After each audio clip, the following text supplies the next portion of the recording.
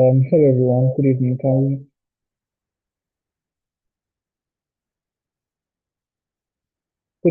we all hear me? Good evening, sir. Good Yes, evening, sir. sir. Yes, good evening, Openiko. Good evening, everyone. Thank you so much for joining us. Welcome back again to class. This is our second class for the day. Thank you so much to everyone who has joined in. I promise by the end of this class it would have been worth it.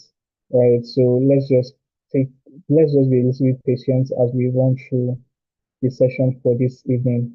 So we already have our mentors already on the call, so I will not waste any further time, or I will not waste any further time. Good evening, everyone. My name is Dennis Williams, and I will be moderating the session for today. So to quickly introduce our mentor for today's, or for this evening session, we are treating or we are having our HR clinic, civil rights and getting the best jobs. So our first mentor for today is Mrs. Oluwatoyin Kudikom. Mrs. Oluwatoyin is a HR professional and career fitness coach with multi-sectorial work experience spanning aviation, business services, consulting, insurance, broadcast media, and microfinance banking. She has acquired skills and competencies in client services, relationship management, and human capital management with a strong bias for talent development and employability skills. A medical student turned HR professional. She started Twin Talks Talent, that is teaching, a coaching and mentoring platform in response to her first-hand experience of the negative impact of mismatch between natural talent and course of studies. At T3, young professionals are guided to find their career fit by discovering their talents, developing them through fit for purpose capacity building sessions so that they can deploy and demonstrate these talents in the workspace. Her passion for developing young professionals inspired her to found the T3 Torchbearers Academy T3TA, which is on a mission to empower the next generation of African professionals and providing them with practical skills, nurturing their talents, and instilling values that drive success while navigating the world of work. She has been recognized for her efforts by the HR Foundry, LinkedIn Bootscon, and the Association of Elite Human Resource Professionals for her work with young professionals and inspiring professionals to take ownership of their careers. Her weekly newsletter, The Talent Guide, with more than 23,000 subscribers, has made it to the LinkedIn newspaper to explore 6 times. She holds several human resource certifications and is happily married with children. Thank you so much, Mark, for joining us in this session once again. We are so happy to have you on board. Our second mentor for today is Miss Oyinkansola Olaniyan. Ms. Oyinkansola is a legal practitioner with practitioner of 5 years standing at the Nigerian bar with experience in both the courtroom and the boardroom. She is a current Master of Energy Law student at the University of Ibadan, where she is fueling her passion for the energy, oil, and gas industry with requisite knowledge and exposure. In addition to being a seasoned legal practitioner, she is passionate about working job seekers towards their happy place. By ingeniously crafting original, well-researched, profile-drafted, industry-compliance, and aesthetically pleasing career, curricular vital, as your CVs, that is cover letters, statements of purpose, motivation letters, and letters of intent. Over the course of 5 years, she has single-handedly prepared over 80 CVs and several cover letters for clients in different levels of varying careers paths within and outside Nigeria, including the United Kingdom and Canada, several of whom have landed dream jobs and admission in choice schools abroad for their preferred courses. Wayne Chancellor is a multi-potentialist lit who, in addition to being a first-class graduate of law from Bora University, is also a certified copywriter and digital marketer, leader, PCOS advocate, blogger, photographer, and entrepreneur, amongst others. Thank you so much, Ms. Oyin Kansala, for joining us. So just fun facts. Ms. Oyin Kansala was one time also a participant in the Gypsy Mentorship and Internship Program. If I'm not mistaken, she took part in the energy course. Thank you so much for us having you here on this program. This time, not as a mentee, but as a mentor. We are so happy to have you on board. So, just to run us through how we will be running through this particular class, we'll be having our mentors just run through their discourse for today, 30 minutes each, and then we'll take questions and call it a day. So I would like for us to start out first with Ms. Oyin Kansola, and then we'll go to Mrs. Oluwatoyin after she's done.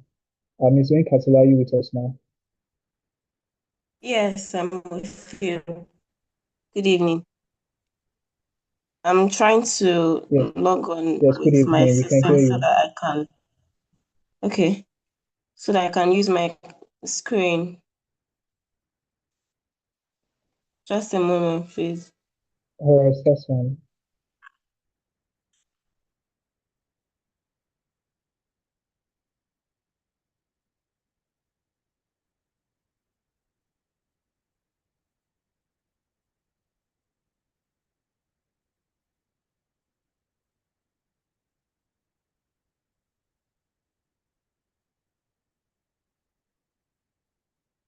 Okay.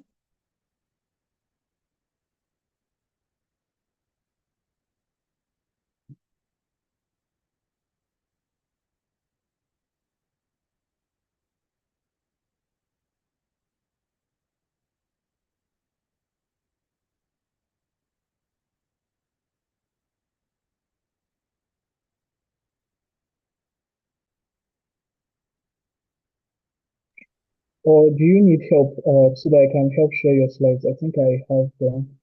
Okay, you can actually do that so that we don't take much time. All right, so let me get them up.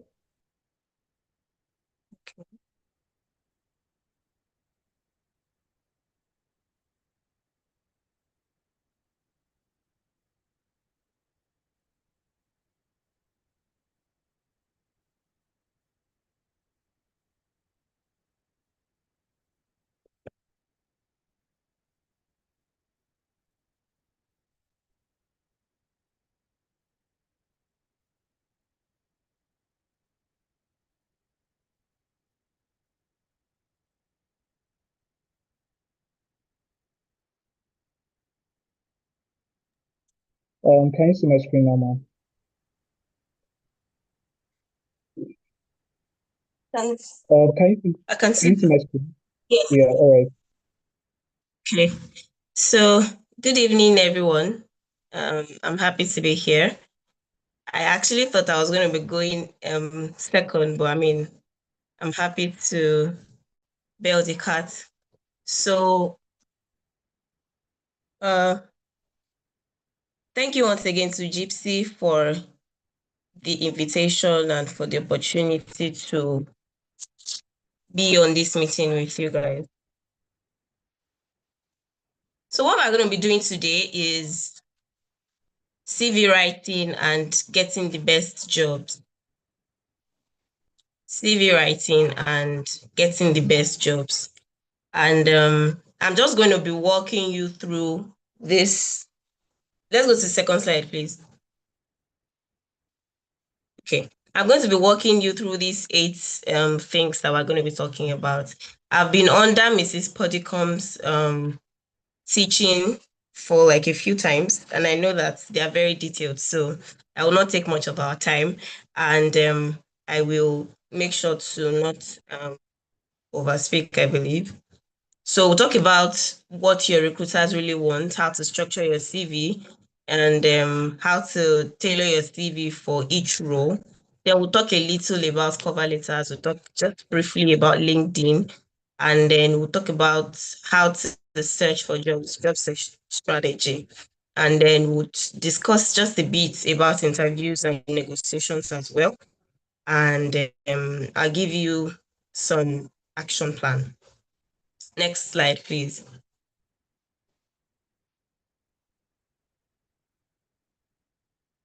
Okay, so one thing you want to recognize as a person that is in the job hunting pool is that there is no time, really. There is no time to look into your CV, and that is the truth. Because per role, per corporate role, there are an average of 250 applications that are going to be cross-checked, that are going to be reviewed. And when I say applications, of course, applications come with CVs and cover letters and all of that. So there are about at average, there are like 250 of them, and they are just one out of the 250. So there is no time. And because of that, when you are using a human recruiter, that person has only about 6 to 10 seconds to scan through your CV. So you either hit the nail on the head, hit the jackpot, or you don't. And when we come to the use of ATS, that's the applicant tracking system. Am I still audible, please? I think I'm having experience with it. Yes, we can hear you. Okay, thank you.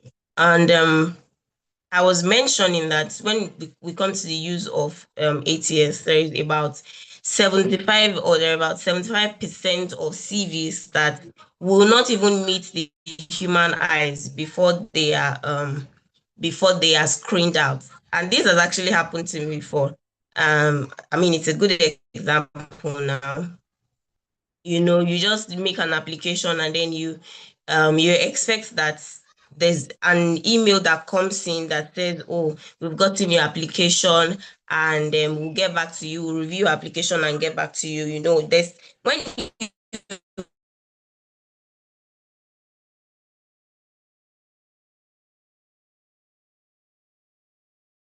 you apply online, there is an email, that email comes, but it comes in a different, was not screened out by a human being. It was screened out by the applicant tracking system. And so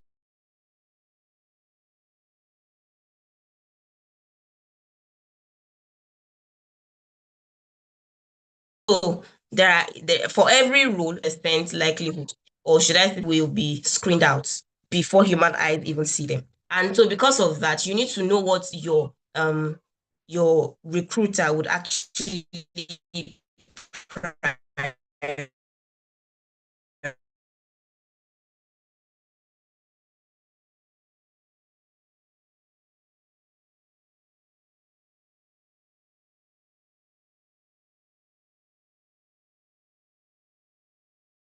prioritize, and they are summed up under four things: be your skills relevant, are your experiences relevant, the what you are bringing to the table, in quotes, are they relevant to what the table actually requires? Okay.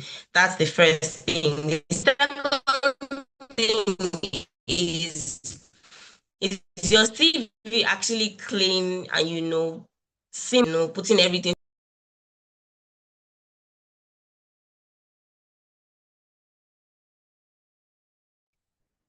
Hello, Miss Queen Counselor. Can you hear us?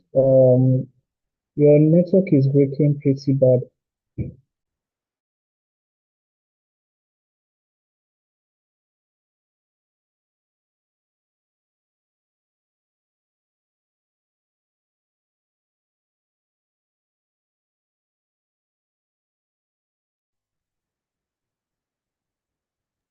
So please, I would like for us to give I you just a apologize. minute. Okay, you're back on Audible. the call. We can hear you. Okay, I'm so sorry for that glitch. I'm still in Nigeria, that's why.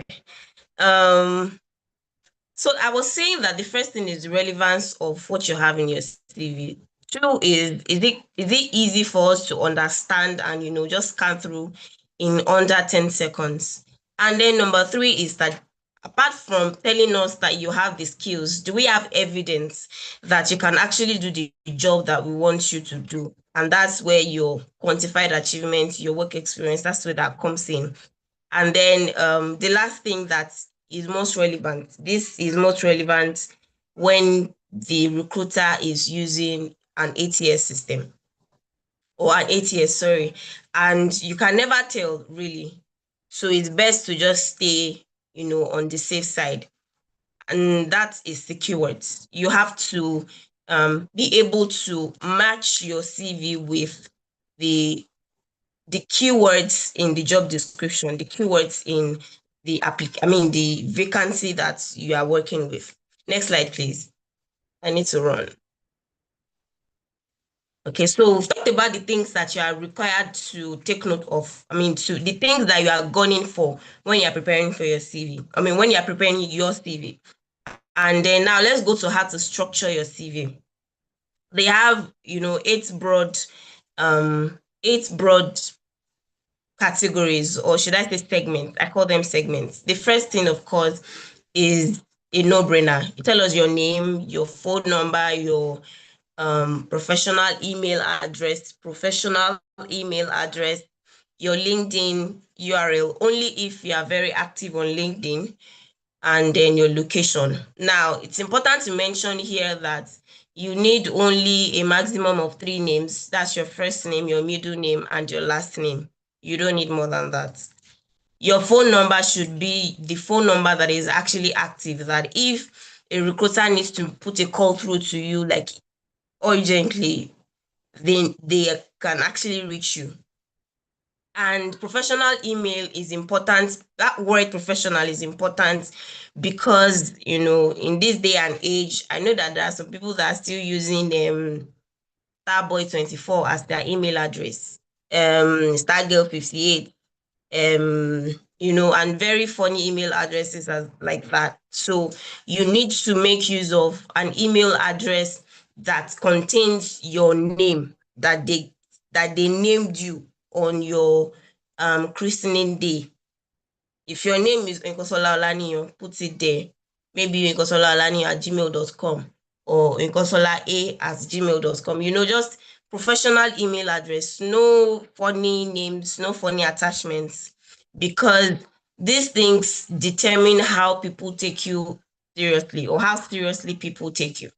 And then LinkedIn URL, I mentioned that it's only best for you to include this if your LinkedIn is active, if you're very active on your LinkedIn. Why? Because your LinkedIn URL is supposed to be a link to the evidence that, you are working or you have been working.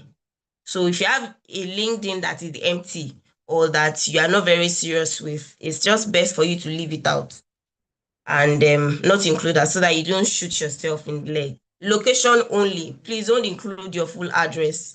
If you're in Lagos, put Lagos, Nigeria. If you're in Enugu, Enugu, Nigeria. Don't put number 1, 2, 3, Don't put your state of origin. Don't put your local government and all of that. They're not necessary.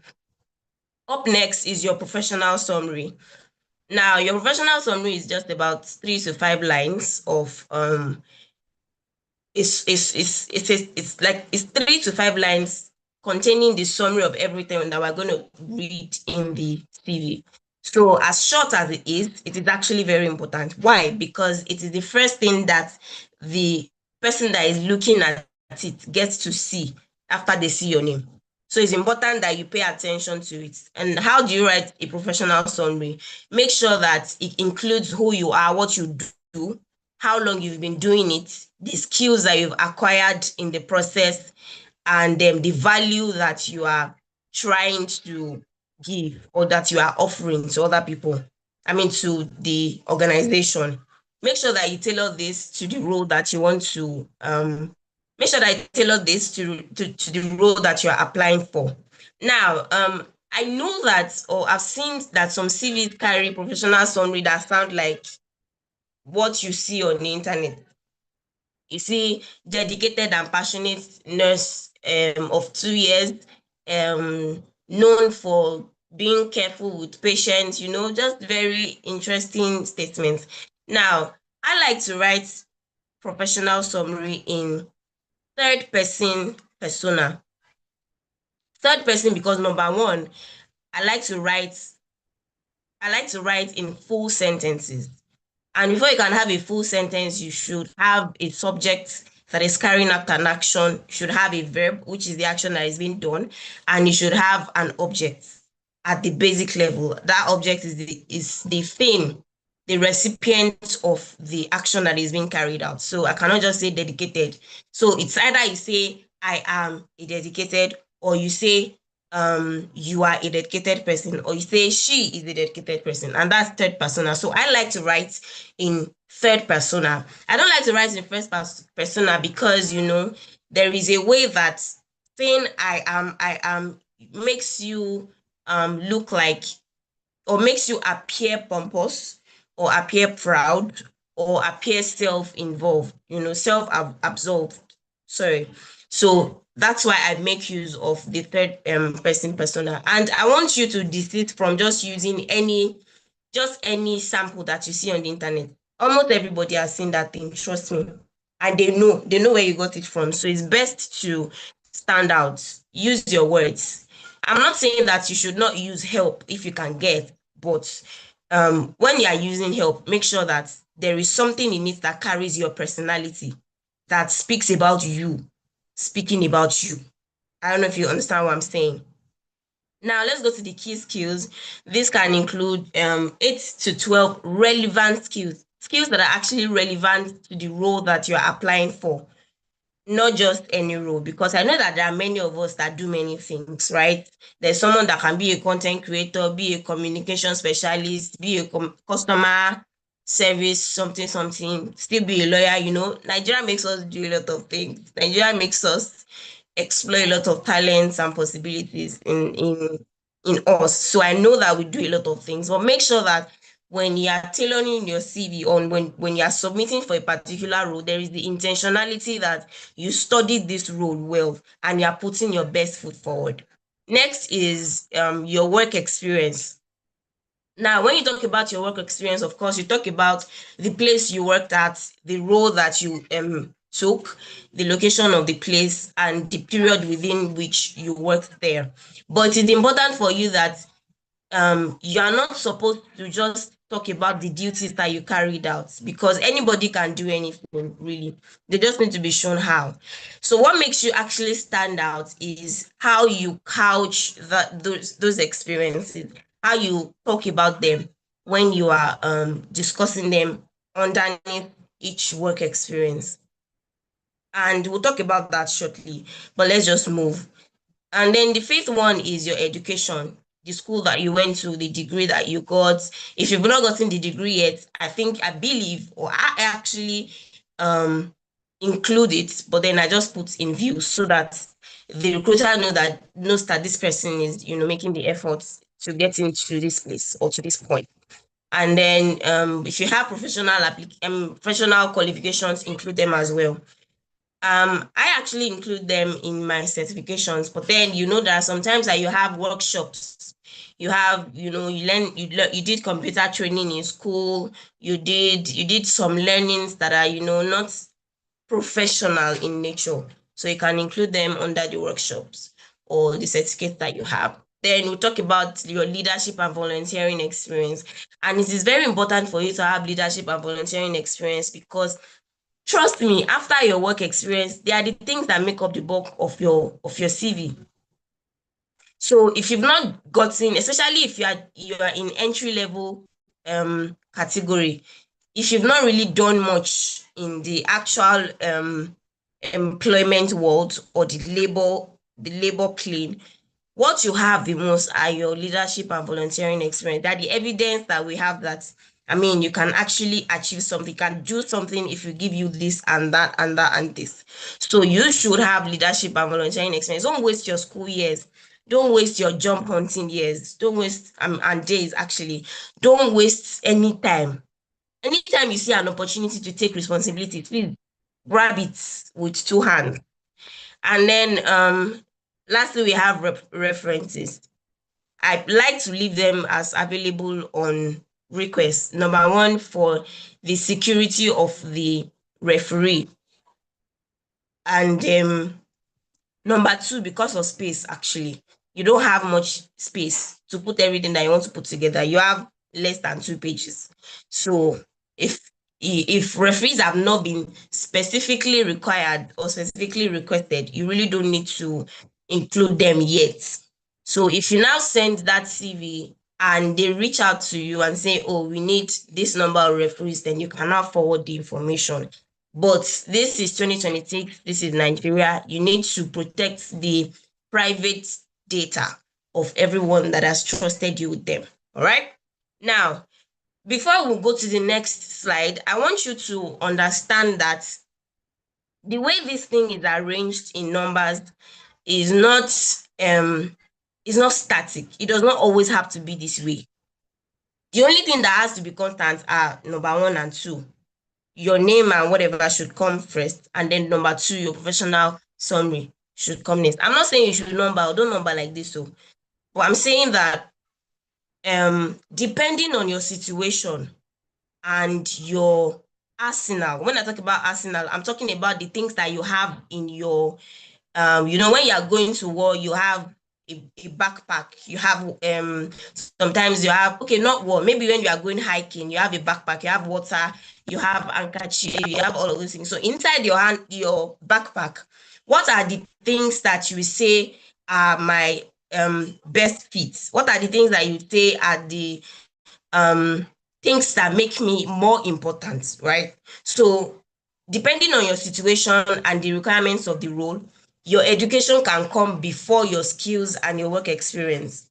And if you have certifications, professional certifications, if you have an ICANN and you're applying for a chartered accountant role or an auditing role or something, of course, that certification will go first because it is your best foot. So when you are structuring your CV, make sure that you put your best foot forward. Make sure that you put something that makes you out, that stands you out. Make sure that's the first thing that you are putting ahead of others, right? Now let's go to the next slide. I really need to run now. Now, I mentioned that there's a way that you should structure the bullets under your work experience. And there is a simple formula for that, which is the CAR formula. Context, action, and result. What was happening in the situation?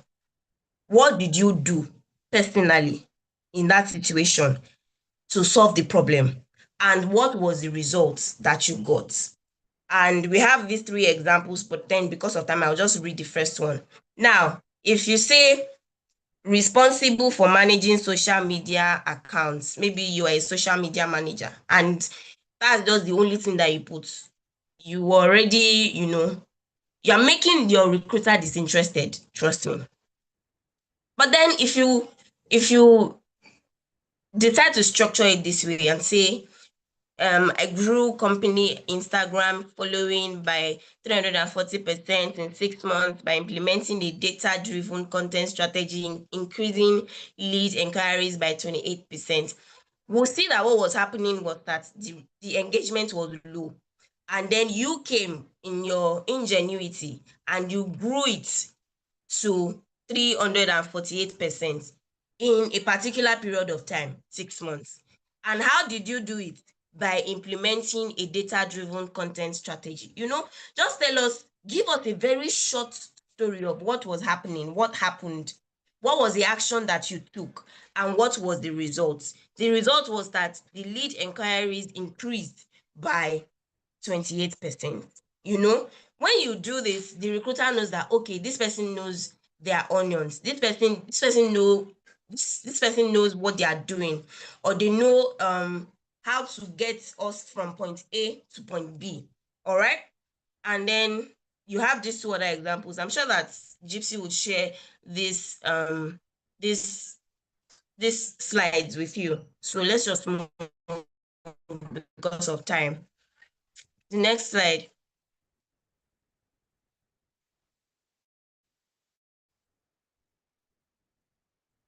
Okay, so I mentioned that you need to make sure application. I know that it is very daunting, trust me. I know how tiring it is. I know how stressful it is to be changing CV from application to application, but it is what you need to do.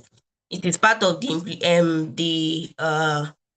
it is part of the intentionality that you need to show that you are really interested in this job. And there are a few steps that you can take to achieve that. Number 1, dissect the job description.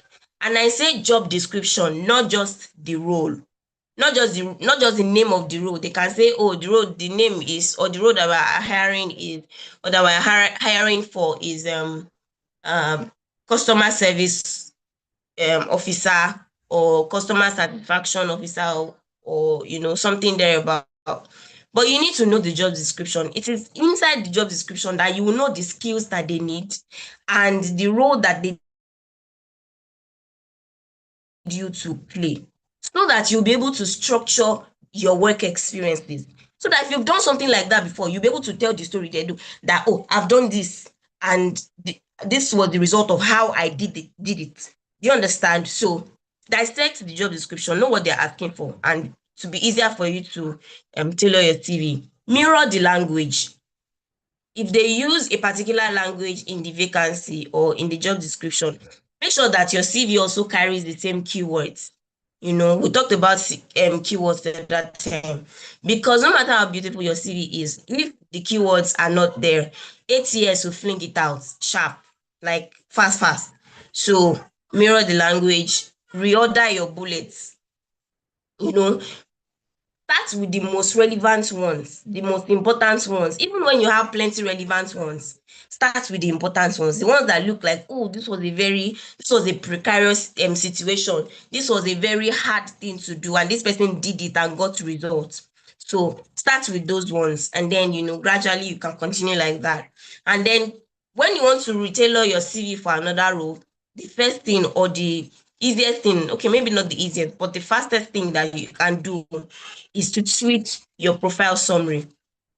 If you are you are someone that does many things, but you have the same experiences, and they're asking for a professional, they're asking for a customer service officer, but the CV that you have at the moment, what you put in the profile summary is that you are a customer representative officer. I know that difference is not really clear. The lines are blurred, but please just use it the way they use it. Give them what they want. It's you are safer like that. Do you understand? So I like to say, I have to ask if you understand, because I like to teach. And then after you tweak your summary, remove irrelevancies. Like I said, many of us do many things. Trust me. You do many things for work, you do many things in volunteering, you do many things in leadership. Now, I need to let us know that your roles in church, if you're a choir mistress in church, it is not very um it's not very relevant for you to put it on your CV. It's not very relevant to put it on your CV if your church roles, because it's not that you should not work in church. I work in church, right? You should serve God. Please do serve God with your youth and all of that. But this is a professional world, and professional people in professional world recognize experiences in other parts of the same professional world. So unless your church or that role is very pivotal and it actually looks professional, maybe you are even paid for it, you can include that in your CV. But it's not every time. Every time. So remove all the things that are not relevant. If they're asking for a social media manager, and all the things that are in your CV is just content creator, you need to revise. I know that you have the same experience, but retailor it to meet social media manager. I'm using these cues because I don't want to just be saying law, because I want to believe that there are people there here that are not lawyers. All right. So let's move to the next slide. Okay, now let's talk a little about cover letters. We've talked about CVs, but you know that if you're applying, if you're applying,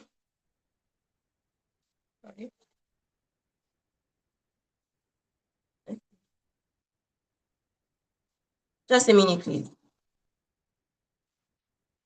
Okay. If you're applying, to a big company in 2026, they would usually ask for a cover letter. They would either say you should attach it when you're applying online, or if they have an email address that you should apply to, they would say you should apply and attach it like that. So you need cover letters still. And divide your cover letter into four. We have the opening hook, we have why them, why you, and call to action. Now, the opening hook should not read, I am writing to apply for something, something. I know that that's the easiest, and I know that that's what most of us use the most. But you know what? Out of the 250 people that are applying for that role, remember the first slide that we went through? Out of the 250 that are applying for that role, about 230 of them also wrote, I am writing to apply to. So if you're a human, if you were the HR, you would get tired, right? And you'd be on the lookout for someone or something that is different, that is outstanding. Okay. So I had a class some time ago, and I mentioned that your cover letter should start not just as a sentence, but let it be a moment. Let it be a moment that of course is relevant to the role that we are applying for. Not too melodramatic, but impactful. A moment that would make that would keep or sustain the attention of the recruiter or the person that is reading that cover letter. A moment that would make sure that they continue to read your cover letter to the end. Okay. Don't let it just be a sentence. Don't just start anyhow. It's not just a regular formal letter. It is your cover letter, and it should start with a moment. Open with a big relevant win. Again, relevant. Big relevant win, or a bold statement about why that role excites you. Okay. Next, we go to why them. And this is where your research skills come in. Make sure that you don't apply to an organization without doing some research about the organization, because that is the information that you need to write a good cover letter. Okay. You need to know the values, the core values, the story of that organization, what stands them out. Are they indigenous? Are they foreign? Are they particular about sustainability? What are the things? What are the projects that they are doing now? What are their wins? Why is it that they are the one that, why is it that that company, that organization that you are applying to? So that's what you put next. And then you put why you connect what you said in the second paragraph with the skills that you have and the value that you have to make them, achieve the goals that you already mentioned, or to make them further the story that they are already writing in the organization. Just make sure that you key yourself into that big vision that they have. But you will not know the vision until you do your research. So do your due diligence, okay? And it's important for you to note here that I did not say why you first. Why? Because when you're writing a cover letter, you don't want to let the recruiter feel like, oh, this one is just here, it's just make him out. No. Everybody likes their ego massaged, whether they are human being or not. Everybody likes to feel good about themselves. So make sure that that first that second paragraph after your big moment talks about the organization, and then you can go to why you talk about yourself next and why you should be in the picture. And then call to action. Don't just end your cover letter timidly. End the cover letter with some confidence that, oh, I'm going to see you again, and we'll continue this discussion on how my skills or my work experience will bring value to the vision that you are building, the goals that you want to achieve, the projects that you are doing. Just make sure that there is some confidence in your abilities expressed in your cover letter. Next slide, please.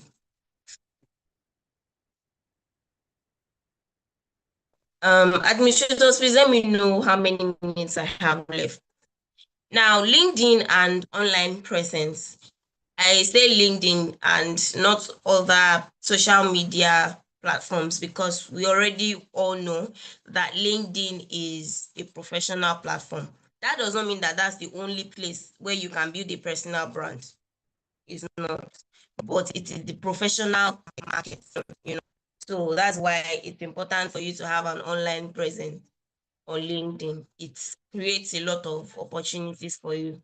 It will not come easy, believe me, but eventually it's worth it. So let me just run through a few things that you need to take note of when you are building your LinkedIn and your online presence. Number one, you should have a professional headshot. You don't have to go to studio for that anymore anyway. In 2026, there are AI tools that you can use to create professional headshots for yourself if you cannot get a real one at the moment. So, but no selfies and no holiday pictures, no bikini pictures, no interesting vacation pictures and all of that.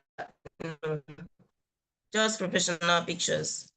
And professional pictures really you look like a serious professional person. You can be picture that you take at work or in school or something. All right.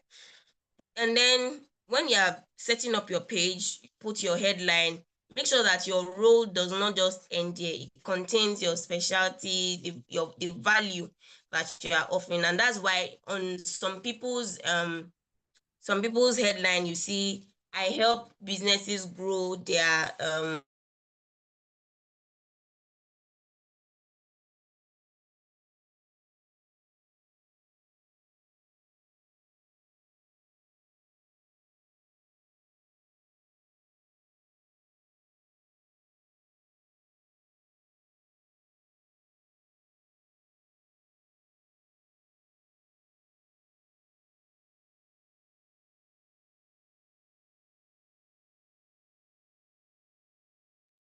We can't hear you. Sorry.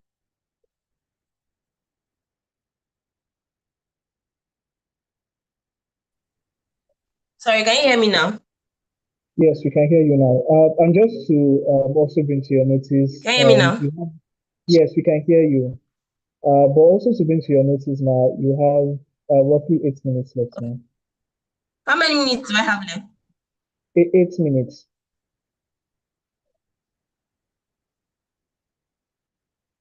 Sorry? I said you have 8 minutes left now. Eight. 8 minutes left, right? Yes. Okay, okay. Eight, okay. Thank you. I'll rush through that. So sorry, I had the glitch again. Um, I mentioned that, some people's headlines will have something like, I help SMEs and, small businesses to grow their turnover from this point to that point. It's a value proposition, so not just your role. Next is your about section. Your about section should not be empty like mine, right? It should have something that talks about you, talks about the work that you do and the value that you can give. So if someone checks your page and they need your services, they can just easily contact you. They don't have to first be asking you what you do, right, or what you can do. Yeah. So let your about section be rich. Let it have keywords of your field. Let it be written in first person persona because you're talking about yourself. Don't do the kind of sentences that are incomplete, please. Next is for you to complete all your experience sections. It's basically just filling out your CV again, okay? And then sometimes actually you can request recommendations from the people that you work with, your boss, your friends, you know, persons or pages that have recommendations, they give credibility in the, to the person that owns them. And then You should also engage other people's posts in your niche, in your field, especially.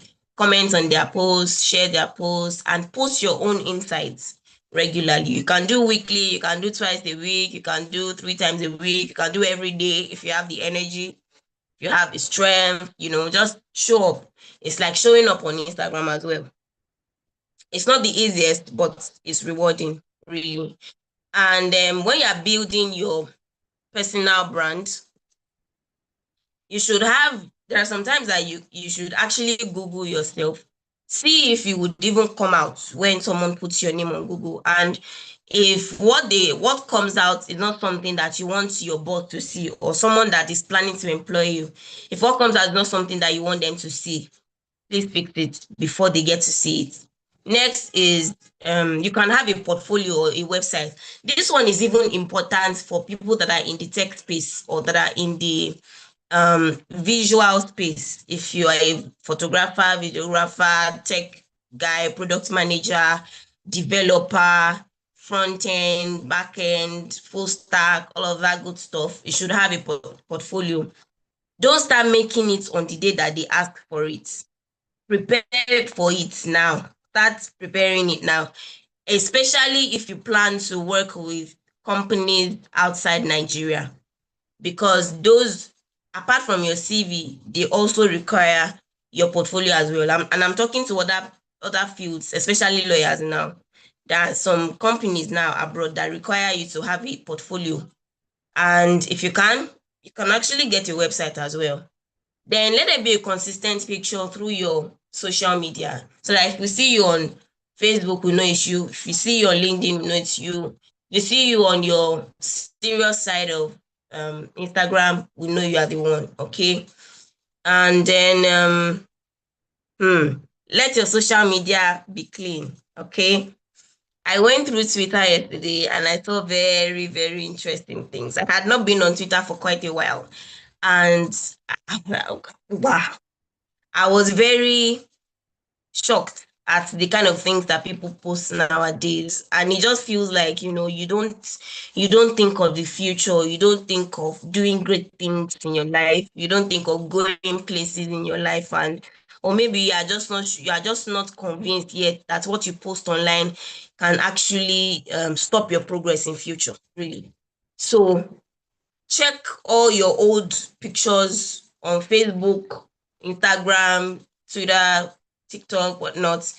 Check them and audit them. If there's anyone you need to take down before the world will find out, quickly take them down now. And if you want to make any posts as well now, please audit them very well. If you are trying to make a post on LinkedIn, audit it very well. Make sure that the pictures are good. Make sure that the words are correct. The grammar, the everything is just good. All right. Make sure that you don't leave anything to chance, because the future is coming. Okay. And then thought leadership, you should always make posts that will present you as someone that has an authority over, some level of authority in your field. And listen to what I say. I say present yourself as someone that has authority. It does not mean that you are there yet. Trust me, it does not mean that you have to be there yet. You just need to learn things, learn new things, and make sure that you present those things that you are learning as someone that has authority over them. At least, if I don't know any other thing else, this one that I've learned, I know it and I know it well. So present yourself like that and teach other people. Next slide, please. Now, there are different ways that you can look for a job in 2026. You can use job sites like LinkedIn, Glassdoor, Jobberman, Indeed, all of that.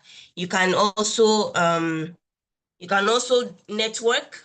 You can directly send cold emails, and you can also use recruiters and agencies. Just make sure that you are spreading your wings. I met someone recently and she said, be an octopus. An octopus has a lot of legs. Yeah, I don't know exactly how many, but make sure that you are spreading your wings, you are spreading your fingers, spreading, your reach, and you are not just, staying in one particular place. Let's move quickly. Next slide, please. Okay, when you are discussing, oh my, this is very important. Interviews and salary negotiation. Now, your interview session will usually or will always require a question about um an event or something that happened where you needed to put in your weight and you achieved results. So it can come in form of tell us about yourself, tell us about an event that required a solution that you provided, different types like that. And there's a simple way to answer questions like that.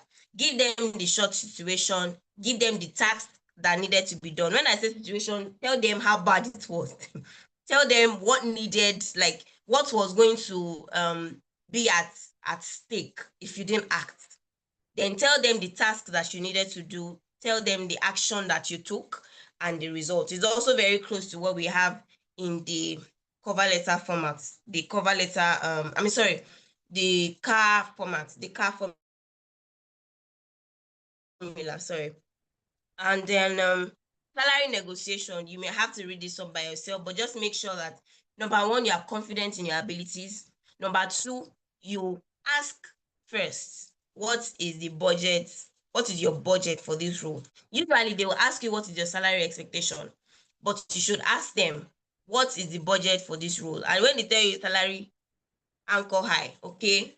Don't sell yourself short. The reason why you're asking what the budget is so that you don't undercharge for the value that you're bringing to the table, okay? Usually when an interview gets to the point where they're asking you for your salary expectation, usually, not all the time, usually it has gotten to the point where they have a level of satisfaction with you being on their team, okay?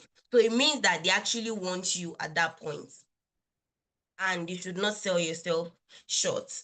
And you can read other steps or other things about it when you get the slide. Let's move, please. Next slide. Now, mistakes that you can make that can cost you the interview, that can make you not get an interview. I'll just quickly run through this. When you have a generic CV sent to everybody for every role, when you have spelling, grammars, and errors that you did not spell check or you did not proofread, you just tell us that, oh, this person is a very tacky person. This person is not very detailed. It's not very. Is when you have lengthy job duties, but you don't have achievements, you don't quantify your achievements. So you have like 35 duties under one role. You're not. Next is when you have unexplained employment gaps. Now, your CV tells the story of your career from the point when you were in school to the point where we are now. So if there is a gap, there has to be something to fill it up. That's why you should not waste any time. If maybe you were looking for a job at that time, tell us something else that you were doing while looking for a job.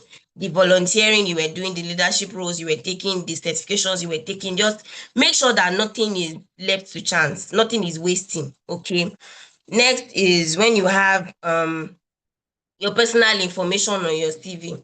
It shows us that you are still in 2020, you're still in 2008. You have your date of birth, your full address, your gender, your picture, your hobbies, your state of origin, if you are married or not, the number of children that your daddy has, all those things are not necessary. Please take them out. And next is if you have an outdated contact or an unprofessional email address. Unprofessional email address just makes you look childish. And when you have when you have a contact information that is not correct, how would they reach you? Okay. When you have a CV that is longer than 2 pages that is unnecessarily longer than 2 pages, and it's not an academic CV or it's not a senior CV, it's not important. Next, if you have inconsistent dates or you are not, I like when I make CVs, I like to be very particular about dates.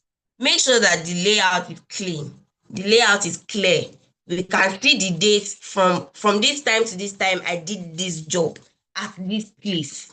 And these are the things I did. So make sure that everything is consistent, everything was well thought out, well checked.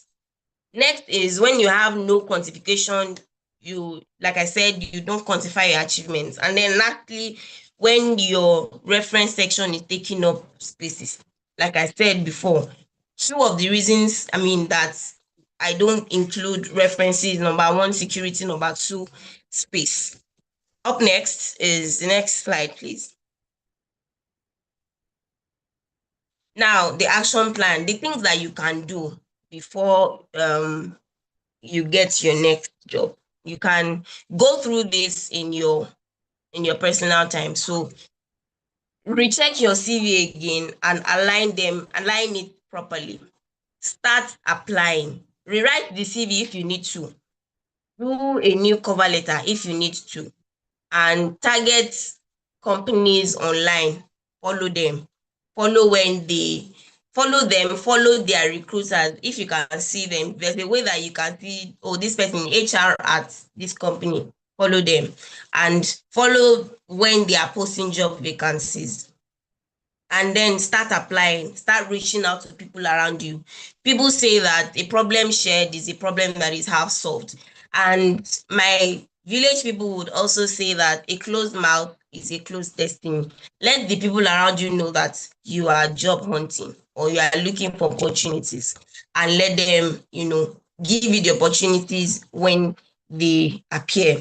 And then lastly, prepare for the opportunities that you are waiting for. Prepare your star answers to star questions.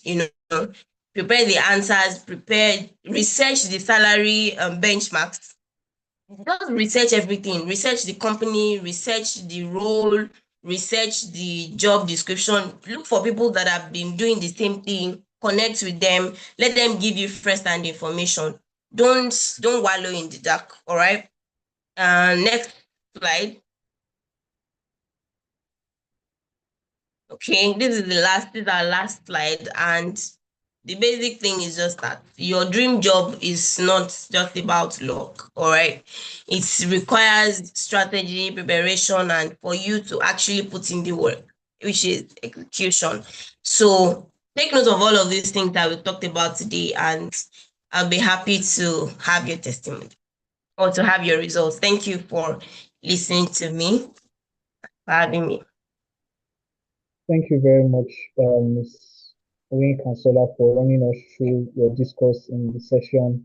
We really, really do appreciate your shared thoughts and every important detail you had to share. Well done, well done, well done. Thank you so much, Ma. Our next mentor that we have to also discuss or run through CV writings and getting best jobs is Mrs. Oluwatoyin. Thank you so much, Ma, for hanging in.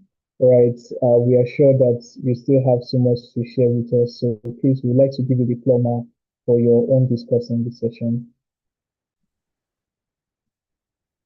Good evening, everyone. Well done. I'm sure it's been quite a long day for you.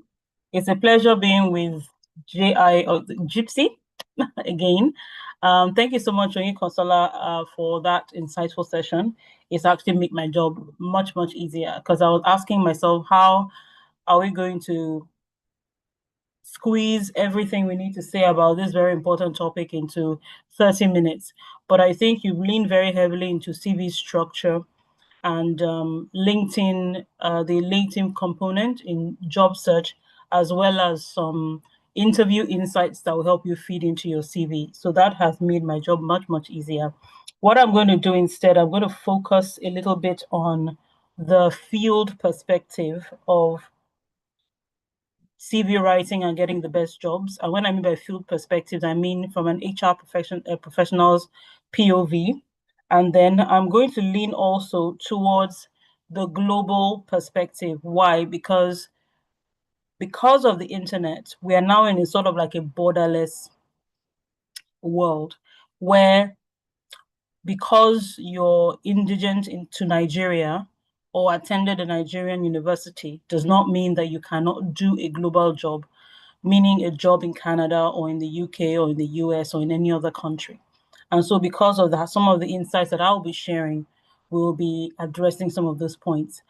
Before I start, can we just give a round of applause, please, to Oyin Consola for the very, very detailed and relatable way that she addressed the issue of CV writing, because it is quite important that CV is your tool. I'm going to build on that a little bit and talk more about when it gets to my table, that is someone who works in the HR space. I'm going to share my slides. And while the slides are helpful, I'm going to encourage you, please, to listen to what I say more than the slides that I'm sharing, because this is just a guide. Also, I believe there's a Q&A after this session, so I'll do my best to maintain. You said 30 minutes, Dennis, am I correct? Yes, I did. Yes, I did. 30 minutes, okay. So let me just time myself so that I don't get enthusiastic like Oyin Kosala said. You know, you get, when you're passionate about something, you tend to talk a lot about it. So my name is Oluwatoyin Padicom, like Dennis has said, and I'm going to be talking also on how to write a good CV and get the best jobs. But like I mentioned, I'll be talking from a field perspective as an HR professional and how this plays out on a global stage.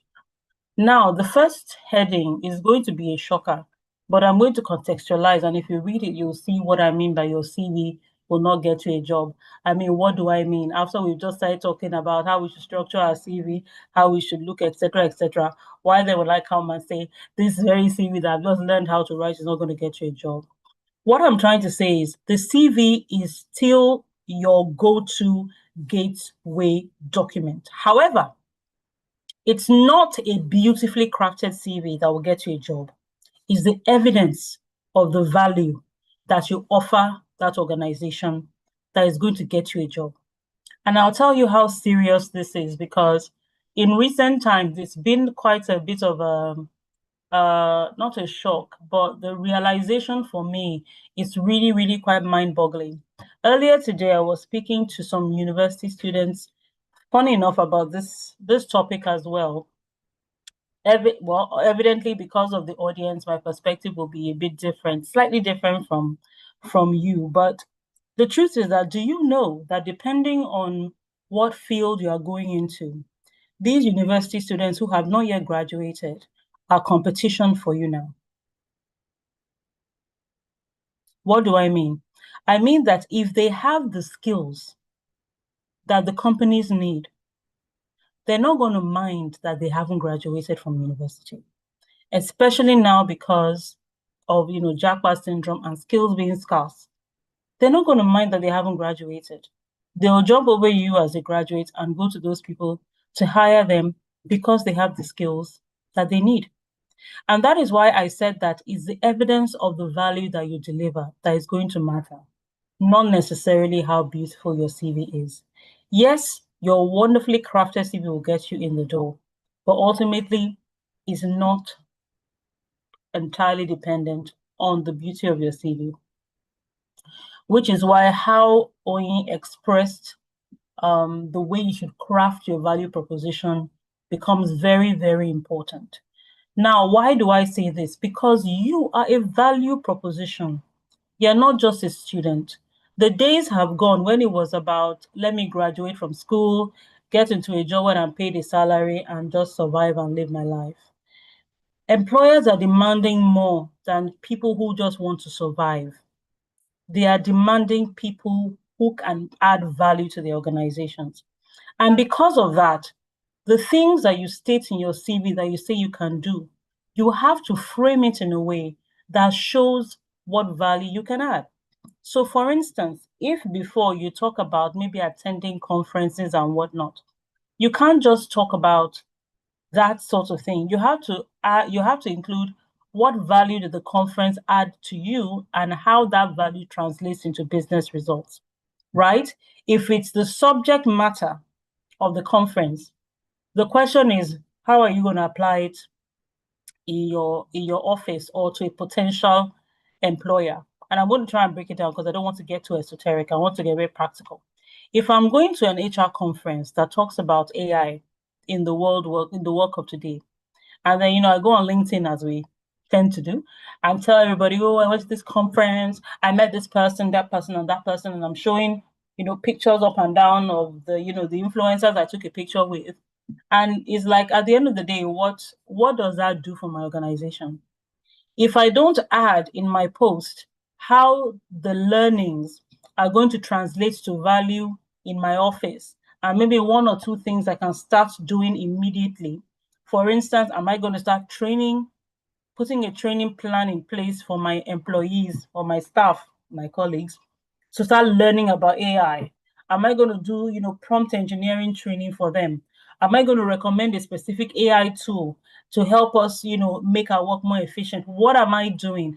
And then how is that going to help my organization? It's going to make, work faster. It's going to it's going to expand, knowledge base, because you can learn on the go. Things that you probably learn over years, you can learn in a matter of weeks, because the AI will just, collate all the information into one place, which you can read. And it's just a question of how do I, somebody's annotating on the screen, please. It's not just a question about how do I track that learning on the job. So what I would do as the HR person is to create opportunities for the person to apply what they have learned on the job, and then track improvement. If I'm doing that, then my conference attendance has made an impact. If not, it was just a day out of the office for me, where I went to go and schmooze with people in my field. Yeah. When you're talking about things like client-facing work, a lot of us, I know, over the years, I've had a lot of people talk about, oh, I want to be a client, I want to be a customer service executive. They do it because they feel the job is easy. They think it's just about, smiling at people, talking to them, showing them what to do. But the thing is this, how does that translate to value for your organization? You will notice in recent times that when you go to the bank, even while standing in line, somebody's going to come and meet you and start asking you, is there something we can do to help you? Or rather, why are you here? So that they can see whether they can solve your problem there in the line, instead of you, waiting to sit down in front of the customer service agent and the person is. Does anybody know what I'm talking about? I don't know. I need some activity in the room. When you're on your virtual call, it's hard to it's hard not to feel like you're alone when they know. So can you just say something in the chat? You understand what I'm talking about? That they'll come and they'll ask you, oh, what do you how can we help? What are you here for? And then they start trying to solve your problem while you're in the line. And it's only those problems that cannot be solved, that cannot be solved in the line, that will get in front of those customer service agents that are seated. That's what's going on now. So all those let's say trainees that used to just sort of hover behind the actual employee before, the just watching and learning, they've put them to work, because now it's about value. It's about what are you delivering, and this is delivering speed. So when you are ranking bank versus bank, I can say, for instance, when I go to GT Bank, I don't have to sit in front of the person on the. My problem is solved in the queue, as opposed to some other bank where maybe I'll spend another 30 minutes waiting for someone to see me. Do you begin to see what I'm trying to say? So those who are seeing customer service as a safe space to stay and just get paid some money to survive, you can see now that it's not working. Now, AI has come and is doing some jobs that some other people would be the ones to do. So you have things like FAQs. You have your bot on your site that tells you, ask me anything. And so I'm seated in my house here. I go to the site, I click on the bot, and I say, look, this is my problem. How do I solve it? And it gives me a solution. I do the 1, 2, 3 things he has asked me to do, and I'm done. So I don't even need to go to the bank. So what job is the receptionist doing now? Do you see what I'm trying to say? So it's about the value, and that needs to be explicitly communicated in your CV when you are looking for a job. Like I said, I'm not going to go into the nitty-gritty of writing a CV, because I think Oyin has done a very great job of that already. So now I'm talking more about how you frame what is in your CV. One thing I think I didn't hear, I'm not sure if I missed it, I may have, please forgive me if I did, is that when you are writing your CV, you need to organize it in a chronological order from most recent to least recent, right? So you're not starting from your very first job to your most current job. You're starting from your most current job to your very first job. The reason being that the rule of thumb is that the skills that they need you to have should have been part of your regular work at least within the last 2 years. Because if the skills we are looking for is something you did 3 or 4 years ago, the question begins to arise: can you still do it? Are you still sharp in this area, right? I don't know that many of us will have that issue since we are either recent graduates, but it should be from most recent to earliest. Now, there's a lot of emphasis on how to write good grammar in your CV, and I personally believe in that. But let's not lose the essence of why you need to write properly. The essence of expressing yourself in writing the CV is to capture your responsibilities in such a way that it translates to value in the business. It's not so that you just write a brilliant narrative or prose essay. It's so that by the time you write it, I can touch, I can taste, I can feel what it is that you did on the job. I think Onyi gave some examples here. I'm just going to use this and then I move on. For instance, you say, as a law professional, I attended case competitions or presentation. Like I mentioned with the conference, how did that add value, right? So if you talk about how you researched, collaborated, and presented a solution to a complex problem in a team competition or client-side presentation, that begins to contextualize it into value. Better if if there are any numbers that you can add to it, but most especially the results that came as a consequence of that thing that you did. Okay. Now I'm going to quickly jump to the ATS because there's a huge amount of talk around AI, and that will go on for a while because the more it advances, the more it can do, the more it becomes relevant to whatever job we want to do. And I wanted to talk about AI, especially with regard to the ATS system, right? Because we've been talking a lot about keywords, and keywords are still very relevant. However, what you need to understand that in addition to keywords, you have to ensure that what you are writing fits within a context that shows that the job that you did, that is in your CV, is something that I, as an employer, can use. If you understand what I'm trying to say. So if I'm talking about, I'm an accountant, and I'm talking about, receivables and what's the other one now? Well, let me just use the general jargon that's around a specific profession, and I'm just emphasizing how much I know the terms in my field.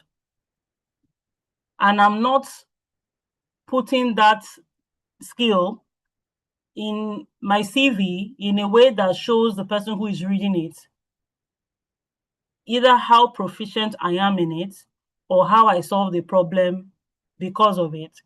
Then it's just me pushing keywords for the sake of pushing keywords. Let me give an example to put this into context. So I'm talking about being a recruiter or somebody that knows how to recruit as an HR professional. And the question now becomes, okay, you can recruit. What did your ability to recruit, what did it produce for the business? Did I close more recruitments? Did I learn new ways to recruit? Did I introduce a recruitment solution to the business that improved the way the business works?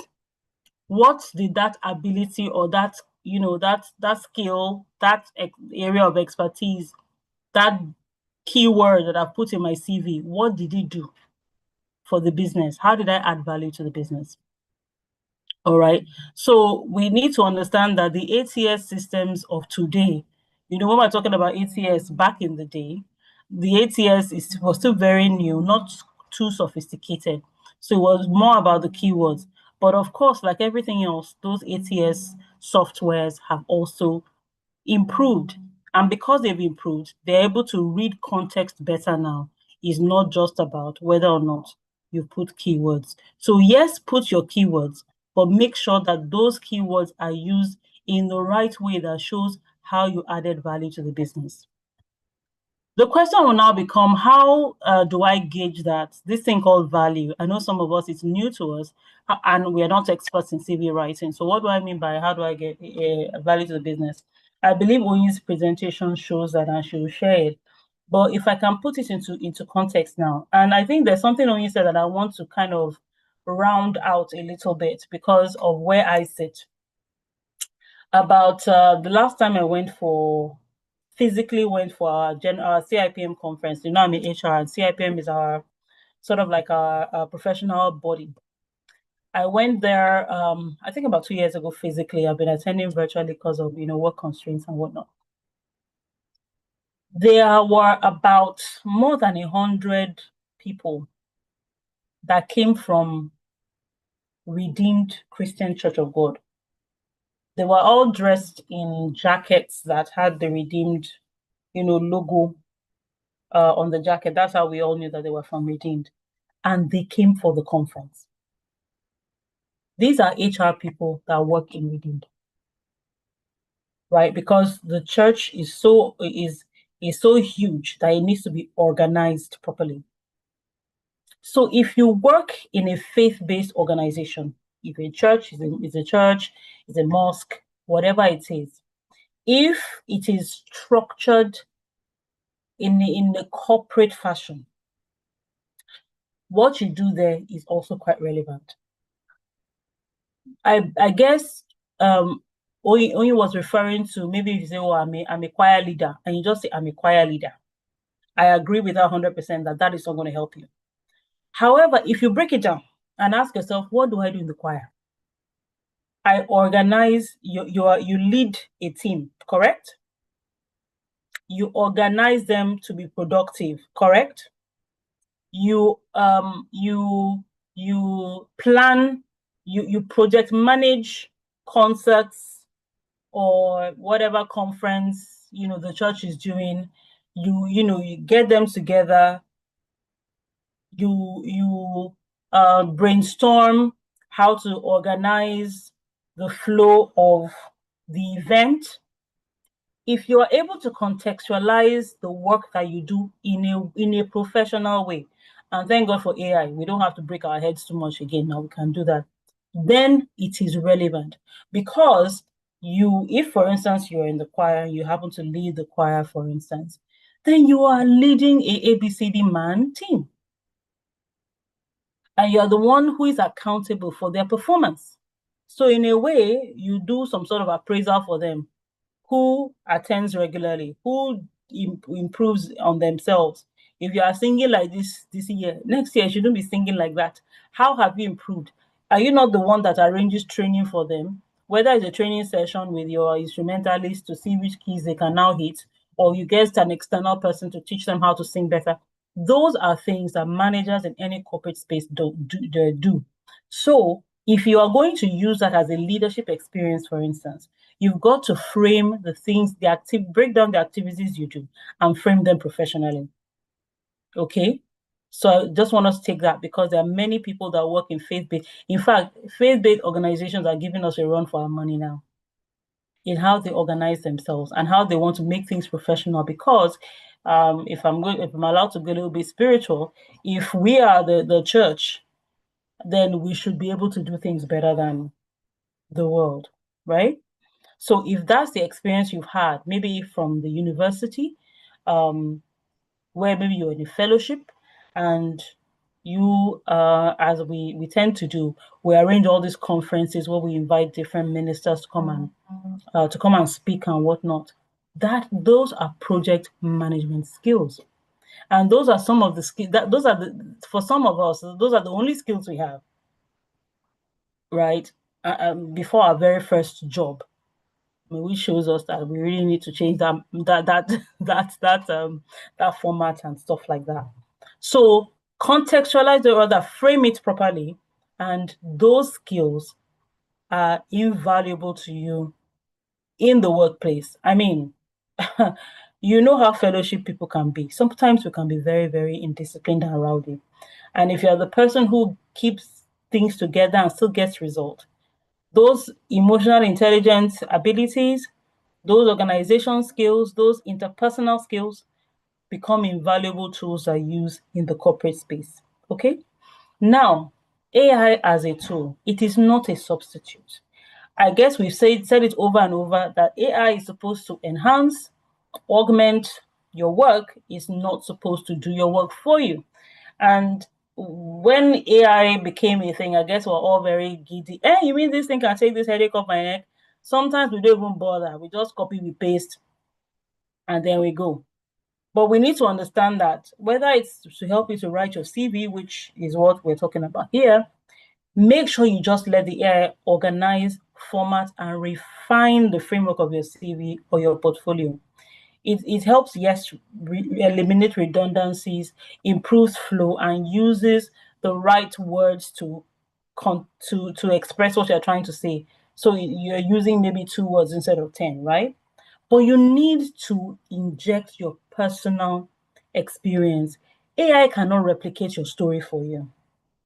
And if you're not conscious about the fact that, like, I think when you called it, I think CAR, if I'm correct, we called it, well, there's another way of saying it, STAR, which is STAR, situation, task, action, result. If you don't tell your story in a good way, for even the AI to help you rewrite, if it's to rewrite it, then you're not putting that personal touch. What makes you you? What makes you separate? Like when you said, what makes you different from the next person? You just become another cookie cutter person that just use AI to write their CV because it's less complicated. So you see that writing your CV in getting jobs is an intimate process. You cannot outsource it to an AI tool. You can use the AI tool, but you cannot, say hands up, well, AI, write my CV and let me have peace. I don't know if you understand what I'm trying to say. And of course, add specificity, God have mercy. Numbers, names, outcomes, context, etc., etc., etc. Now, one more thing, a couple of things to add. Okay, let me just quickly kind of round up because I can see my time is running fast. Soft skills are now the hard currency. I just mentioned 4 soft skills here. Part of the reason I'm mentioning it because when you look at this World Economic Forum skills of the future, you will find that these skills of the future are mostly soft skills. Things like critical thinking, communication, adaptability. It's odd, isn't it? You would think that in a world where we have machine learning, AI iterations, and all these things, that it would be all these technical IT, all these skills that we have to twist our mouths before we can pronounce them, that will be the thing. But no, guess what? It's soft skills. And I can tell you for free, with all the years of experience I have, that the higher you rise, what people are looking for are these soft skills, not how much you know. It's at a point, it's taken for granted that you know. At a point, you've proven that you know your onions. Now, do you have the weight to be able to carry it in a high stakes situation? That's what we are having to deal with now, right? But you have the privilege of learning that now. So you start working on these things from this moment. Like I mentioned, is who can get the job done that people are looking for. Nobody is looking at whether you just graduated from university or whether you just, you're young, you're just 23, you're just 22, you're just 21. There are 9-year-olds that are writing codes to apps that have launched. There's a particular guy in the US, I mean, there's so many stories like that, just young geniuses, 14, 15, that wrote a particular app that I think was in Microsoft or Google that bought over for so and so million naira. Youth is not an excuse anymore. The Bible says, don't let anyone despise you because you're young. the fact that you are freshly graduated from school doesn't mean you have little capacity for certain things. In fact, I'll go so far as to say there's some things that you can teach us simply because you are more of a native of the times we are in than we are. Right? So it's never too late or never too early to start learning these soft skills that we're expecting for people at my level and higher simply because of the age that you are in. It's just a question of being intentional about what you are learning. I mentioned that I was going to say a couple of things from the global perspective. I said that the internet has made our world very borderless so that you don't have to be in a specific location to do a job in that location. All you need is the kind of skills that the same people they have. So if somebody there has Cisco, you are here, you have Cisco, guess what? You are both capable of doing the job. The only thing about things like maybe law, medicine, you may have to do some exams just to make sure the crossover is smooth, that kind of thing. But the basic knowledge is the same. Okay? So really, don't look down on yourself. Don't limit yourself in your thinking and saying, I have to be this, that, or the other before I can do one thing or the other. Yes, there are things that are experience linked to experience. I'm not going to lie about that. But if you apply intentionally to build yourself, there's no limit. I mean, there's no heights to which you cannot reach. Okay. A couple of weeks ago, I was to hire for a role that was for our construction business, and we had done the interview on Microsoft Teams. And the person had said the right words. He gave a vibe, and it looked like, oh, this may be the right person. But I thought to myself, I said, look, this is a field job. This is a job where you have to be hands-on. It's not an intellectual job. It's not an office job. We can't just say because he said the right words in the interview that we should go ahead and hire. Can we send him to the site? It was a site manager role. Let's send him to the site and do what we call an in-tray exercise. It's like a simulation of a day in the life, right? A day on the job. And let's see how he performs. When I got the feedback, I was told that, man, this guy did not try. Like he didn't do a good job.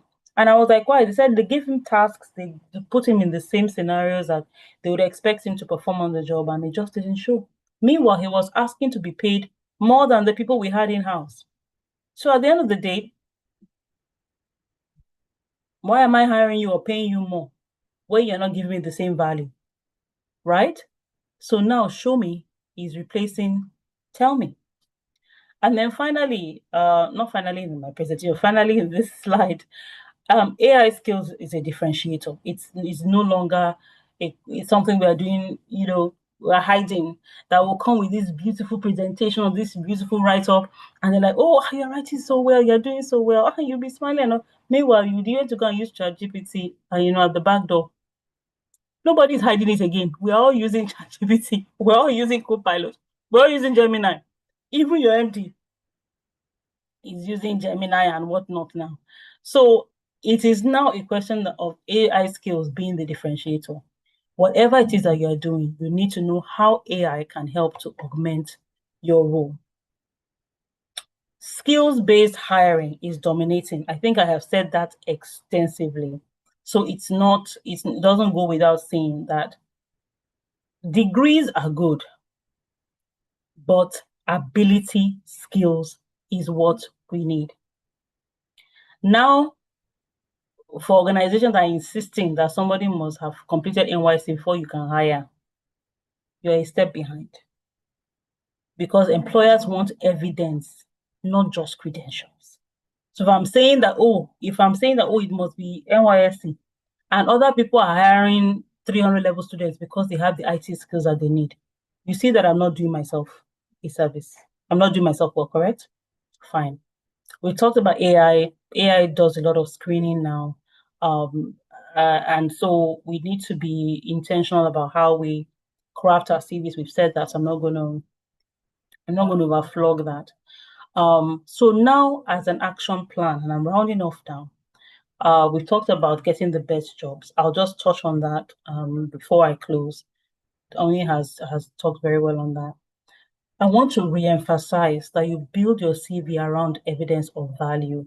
And I'm here to tell you that even as a university undergraduate, as long as you are involved in things where it is requiring you to display some certain skills, all those things you are doing are relevant in the corporate space. So that treasury role you have in your association, that assistant role that you have with your lecturer for a research project, those excursions or whatever that you even organize as a social secretary or social prayer or whatever, all these skills are relevant in the workplace of today.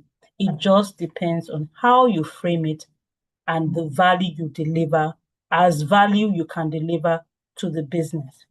So in rounding off, in terms of getting the best job, like I said, I'm not going to overflog it. I'll just add, build a strong professional network. This is a great avenue for that because now you're meeting people. You're meeting people like me. You're meeting people like your colleagues, the class. This is where you start building networks. Even though you're all young, if you continue keeping in touch, by the time you get to those big seats, then you already know each other, right? And the opportunities you share with each other. Use LinkedIn effectively. That has been touched. I won't touch that again. Tailor every application. That has also been touched. Seek internships and volunteering. And I personally think we don't do enough in this country to expose our young people to internships and volunteering opportunities. We don't encourage our secondary school people to find work. We don't encourage, because in the US, for instance, part of the things that you go into your application is these kind of jobs that you've done, whether you volunteered or you had a job that paid you maybe a small amount of money. It shows them that you're a self-starter, you're somebody that believes in contributing to community. So right now, if you're job seeking, if there's an opportunity to volunteer, even though they're not going to pay you hugely or at all, take it. Give yourself a time limit. Negotiate with your father or your mother or your auntie or whoever is your guardian. Help me to get to this place and back for the next 3 months. When I get my job, I will pay you back, or whatever the case may be. Why? Because you need the experience. You need the exposure to real life or real work situations. So don't shy from it. Work with headhunters and recruiters. Though this is usually done at the executive level, but my organization, what I founded, we're looking at working with young people like you to be able to help find jobs.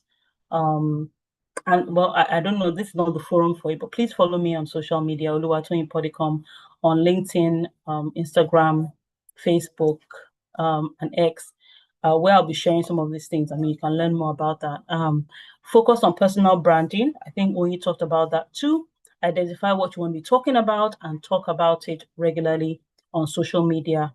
And also, I will emphasize something she said: be very careful about what you write, because I can tell you as an employer, we check these things. I once lost a job opportunity because they asked me what are our staff saying about us on Glassdoor. And guess what, guys? I hadn't gone to Glassdoor in a while, because typically in Nigeria, we don't use Glassdoor.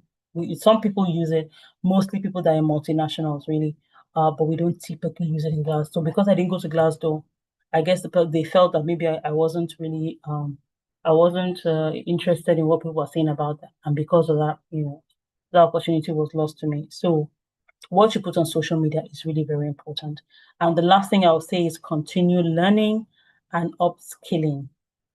I shared this last cohort about some prompts that can help you get a job. I think that JIIPCC should still have it, and I can share this with you as well. And I think that's it. Connect with me via social media, and I'll be happy to answer your questions and do what I can to support your career journey. Thank you for listening. I'm happy to answer your questions. Thank you very much.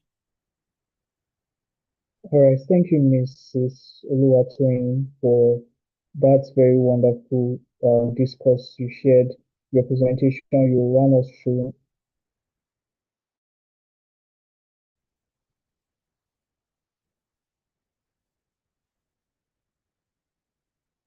Hello, can you hear me? Hello, can you hear me? Yes, I Yes, can. ma'am. Oh, all right. Yes, So ma'am. My network was lagging, so I thought we had disconnected. Thank you so much, Mrs. Oluwatoyin, for helping us run through the discourse for this evening. You, alongside Miss Oinkansola, we really, really did enjoy your presentations. And we trust that our mentees are going to be taking full advantage of everything we've had to share alongside our other mentor, Miss Oinkansola. So please, we'll be taking questions right about now, not to waste any time. If you have any questions for them, let's go ahead and ask. Let's go ahead and ask as quick as possible. We'll take maybe 3 questions, 3 or 4 questions, and then call it a day. Are there questions you would like to ask?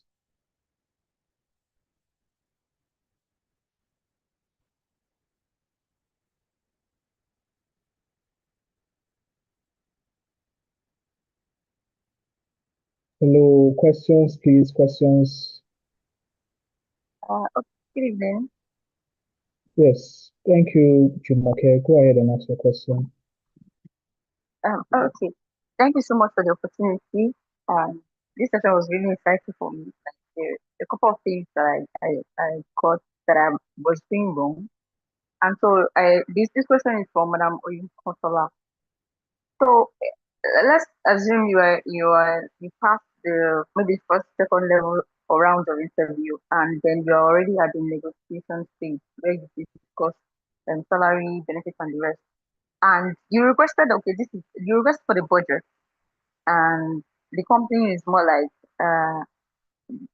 they can't disclose that. How would you handle a situation like that? Because usually there's supposed to be a budget, but in a situation where the HR team or the recruiter is not willing to disclose, how do we handle it so that we don't underprice?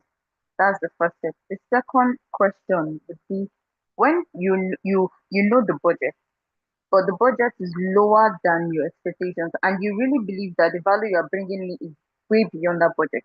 How do you present it to the recruiter that please, can you slightly reconsider moving it higher? How do you, without um, putting yourself out as being overbearing? So those 2 scenarios, I would really appreciate how to handle them. Thank you so much. Okay, Thank you. thank you for that question. Can I go ahead? Yes, please, you can go ahead. Okay. So the first question, what do you do when the company doesn't want to disclose the budget? 2 things. Number one, you should do your research before you get to the interview. Do an industry research. Around um, what amount is usually paid for this role generally? And even if you can, find out the amount that that company in particular actually pays for that role. There's a way you can search for it on Google, or even if you've searched on LinkedIn and you have seen someone that has worked there before, that has even done that role before, you can connect with them and ask a few questions.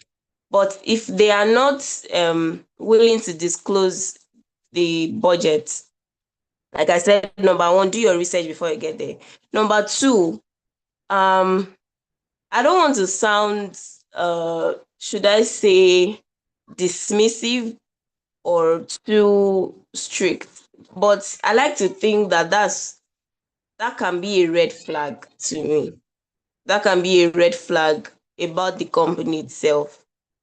Maybe because I'm really sensitive to toxicity, and there are many things I look out for when I'm relating with an organization that just spikes something in me.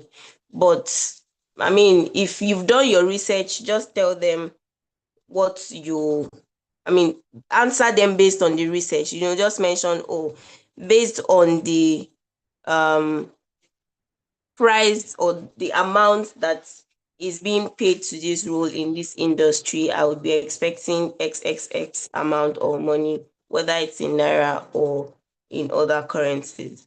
And how do you present it if they have not disclosed it, but they ask you to just say the amount that you want, or they have disclosed it, but the amount is too low. Is that correct? Is that the question? Yes, that's the part of the question. Okay, so they have set the amount on this second scenario, and the amount is too low for what you expect. I would say that you go from the angle of value proposition. Don't just dismiss it and just still undercharge like that. Number one, it will give you off as being desperate. And if you now want to still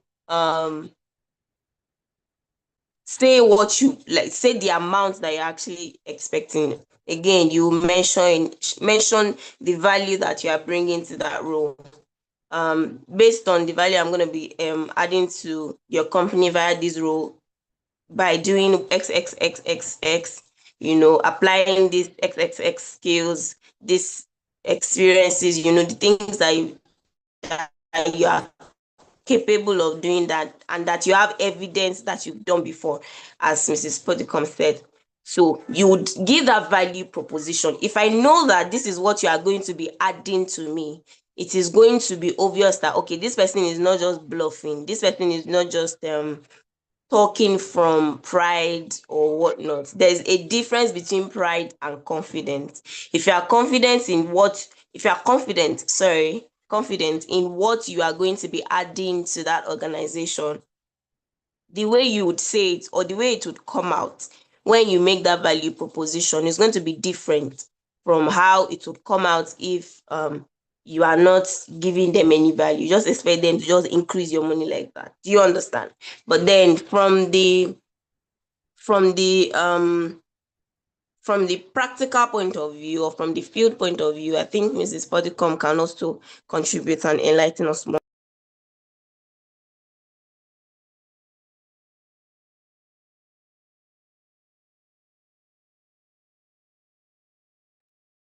All right, thank you so much, Miss Winkasula, for helping us charge that question. Ms. Pudicom, do you have anything you would like to say on that? Okay, thank you. I think Oyin has said it all. I guess the only thing I'm going to mention is this. I've been having, from my own perspective, doing some research, right, is more a question of asking around than maybe you have places where you can find. Because not everybody puts the information online. So yes, by all means, check Glassdoor. Yes, check Indeed. And now we actually have AI, because you can actually ask the AI to tell you what somebody in this industry, in this role would earn. You can even ask if what people in that company earns AI, if the information is any way to bring it up for you. So it's very helpful now. But what I would ask you to do is to ask people what you can expect. And then if it's an entry level role, you also need to understand that entry level is the level where most people expect that you do a lot of grunt work. And because of that, they don't pay hugely. So what needs to be taken into consideration, a factor apart from the salary, is things like, what am I going to learn there? Who are the people am I going to be able to have access to there? What kind of skills am I going to learn there? How close is it to my house? If it's somewhere, do they have a staff bus? If, for instance, transportation has been alleviated by a staff bus, or you have a colleague that can take you in their car, then the amount they are paying you, if it's reasonable, shouldn't be too much of a factor. I think that's just what I'll add. What Winnie has said is quite valid. Thank you very much. All right, thank you very much, Ma. So we are still taking questions. Does anyone still have a question they would like to ask?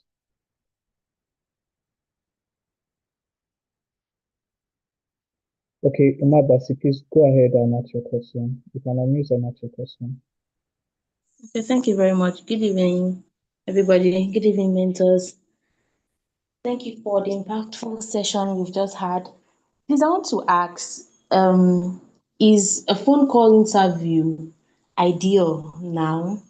Because have been in a situation, and I've also heard where interviewers, sorry, the hiring managers or whoever is in charge of hiring would just put a phone call across to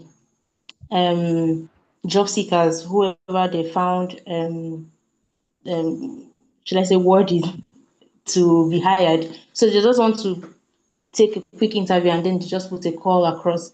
I feel that that kind of gives an impression that they don't value that, oh, this person could be doing something, or maybe this person has a life or doing something else. The fact that this person is seeking a placement, a job in your company does not mean that person is not busy. So that's why we have emails and communications will always take place there. So putting a phone call instantly without maybe a prior notification that, oh, there'll be a call at certain hour or certain day, kind of just gives an impression that, oh, eventually if I'm hired, that means staff are not really regarded that much when it comes to their time and free hours. So I want to know, is it ideal? Is it something that job seekers should act, that's, I mean, those are not really desperate, is this something that we should always consider? Oh, does this, like, should we in any way consider or think about it? And then I also want to ask, when negotiating salaries, which one is it, which do we negotiate? Is it gross pay or net pay? I'm not so sure. So any clarification on that? Thank you very much.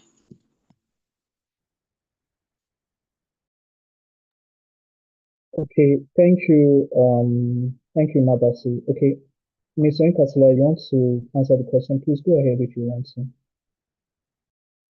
Okay. Thank you, Imabasi, for that, if I'm correct with your name. So, there are a few, I don't think we got to discuss a few things that you can sense and know that this company might not be the best for you. Like I said, I'm very sensitive to toxicity in the workplace, maybe because I've experienced it a couple times. So, a lot of things just trigger me.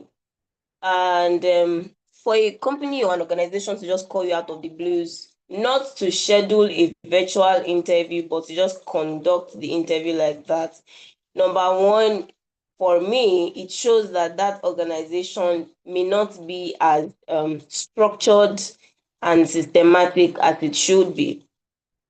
And number two, it can be a sign that when you start working there, eventually someone might wake you up with a call at 10 p.m. in the night to come and address something on a 10 p.m. in the night on a Saturday, or maybe 9 a.m. in the morning or Sunday to come and address something. It's a very, very clear sign to me. And then number three, I believe that you should be very wary of organizations like that security reasons. Because of security reasons, there are many examples or many situations that we've read about or we've heard about, even in this Lagos, that they would say somebody went for an interview and they did not come back home whole or safe. Just be very careful. And if I were to receive that kind of call and just start working like that, I would not pay attention to it. In all honesty, I will not take it seriously, because the way an organization takes you seriously during the recruitment process, usually it's a mirror of how they'll treat you when you start working with them. That's even if it's a real organization to start with. So you have to be very careful. And then when you are negotiating your salary, you should negotiate your net payments, net salary. That's what I believe should be the practice. Your net salary is your take home, what you would actually take home at the end of the month, after all the taxes, all the HMO fees, all the pension, everything, after everything has been deducted, how much am I gonna be taking to my house at the end of the month? That should be the priority for you. And when you have settled on that, then every other thing can be added, or every other percentage can be added to make the gross payments. I believe that answers your question. All right, thank you very much, Ma. Do we still have any other questions you'd like to ask? I'd like to come in here because I Okay, think that please. there's got to be a little context when we talk about phone calls from organizations, right? I think it could be a generational difference, and I do agree that there are opportunities to schedule these conversations. But I can tell you that I, for instance, would call a prospective candidate to have a phone conversation before we schedule a virtual interview. My reasons are because it gives me an insight into the person's character before I talk to them. But most importantly for me, it makes me connect with the person prior to a formal interview. That way, by the time I'm interviewing them formally, I'm getting the right feel of the person and not just some simulated or some interview persona that person is communicating to me, because we've established a rapport, right? Now, if I call and I say, good afternoon, my name is Oluwatoyin, I work with this organization, I'm calling in response to your application for this particular role. What I've done is I've let you know that some little credibility on my part. One, because I told you my name, my organization. And then there should be a connection to the fact that you did apply for the role. Okay? If you didn't apply for the role, then you can start to, your antenna should begin to rise and, oh, what is this? I don't recall. I've had people tell me that I don't recall applying for this role. Then I try to tell them, oh, we received the application for this particular role on the ABCD of this, via whatever channel that we advertise. If the person still says, I'm sorry, I don't recall, then I say, okay, thank you very much. And I drop the call. There's no issue. Right? But if the person says, okay, I do that, okay. I now ask, are you available to have a short conversation with me now? If they said, no, I'm sorry, I'm at work. Okay, when would it be convenient for you? And then they can tell me. If it's very important for me to talk, I'll call back. Or I can say, you know what? Perhaps I have a time crunch, and I can say, okay, you can expect an email from my organization, maybe inviting you for an interview or whatever, or communication by interview or by email or something. And then it's I guess, like I said, it's contextual. If they want to start and finish conversation on interview on the telephone, yes, that is highly suspicious, because there should be a process. They shouldn't be in a hurry to sort of get you on board unless there's something else that's going on. There are some unique circumstances under which somebody has already sold you, or your reputation has already sold you ahead. And that conversation is just the formality to clear one or two things so that they can bring you on board, because your reputation has preceded you. So there are different circumstances under which a phone call regarding an interview can come in, and I think we should just be conscious of that, really. And based on some of the things that they say, and maybe responses to questions that we ask, we can now determine whether this is a suspicious one or it's a genuine one. I think that's just what I'd like to add. Thank you. Thank you very much, Ma. Thank you. All right, thank you to our mentors for helping us address this question or that question. I think we have one more question that I'll be taking for today. If I'm not mistaken, the last question from Joshua. Joshua is asking, please, I would like our mentors to enlighten us on real life situations like this. And then he mentioned what is the step-by-step method to prepare for interview questions, both common ones like tell me about yourself and the unexpected difficult ones. The unexpected difficult ones, sorry, I'm trying to get it. We can effectively, so that we can effectively answer so that we can answer confidently and effectively. Right. Okay, I think that's all. Okay, yeah, effectively in a real interview setting. So I think that's a very elaborate question that Trisha has asked, considering that I'm sure Miss Orinkasola had that in her presentation. I'll be saying your presentation slides with you, but I don't know if our mentors may want to share one or two things in that regard.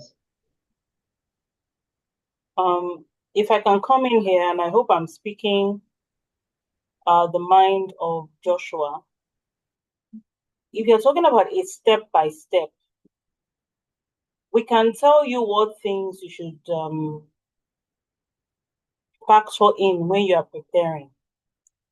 But the truth is that the interview, you still have to face the interview. So perhaps what we can discuss is how you can cope with whatever nerves or whatever whatever the things that make you feel like you don't have confidence in an interview, rather than the process. Because the truth is, if you practice what you want to say and practice saying it in a genuine way, which by that I mean many times, they're practicing many times, right? For instance, what I would do, what I used to do, I think I'm feeling very maybe overconfident now, is that I would write down exactly what I wanted to say.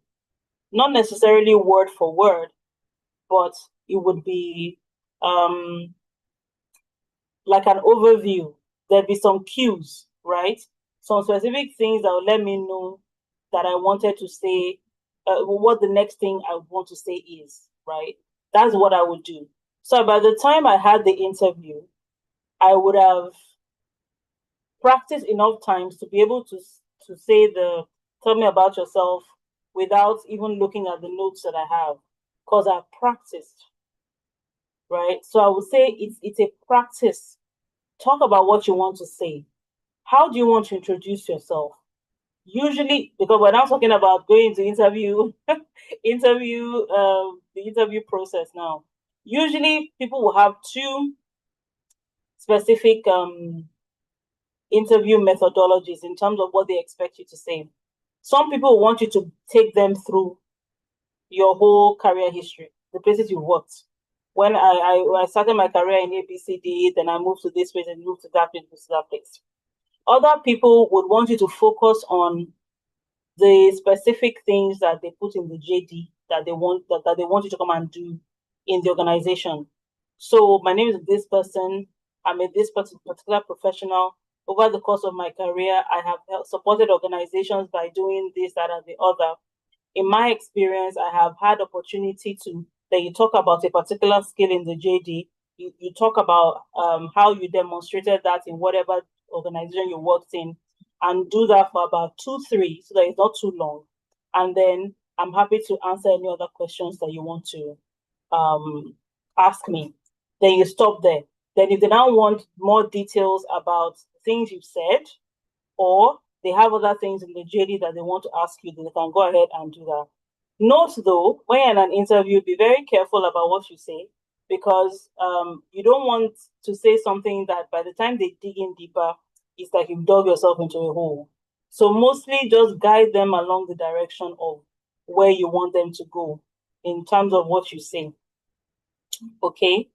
And then you know also that there are common interview questions that they will ask.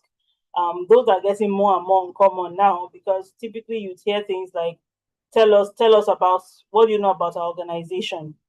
In some cases, people don't care what you know. You will learn about it when you come.